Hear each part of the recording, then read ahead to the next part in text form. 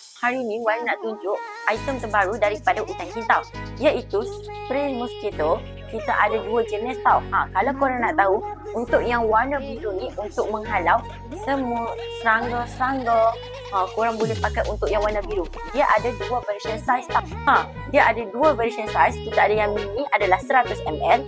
Yang saiz besar adalah 300 ml tau. So, kalau korang nak guna, korang boleh semua dekat kawasan bilik, dekat kawasan kaki, dekat bahagian sofa. So, yang mana takut kena ketik tu, korang boleh pakai untuk yang warna biru. Tapi, kalau korang jenis yang suka pergi hiking, yang jenis suka masuk hutan, korang boleh pakai untuk yang warna hijau tau. Yang ni pun sama, ada dua size juga.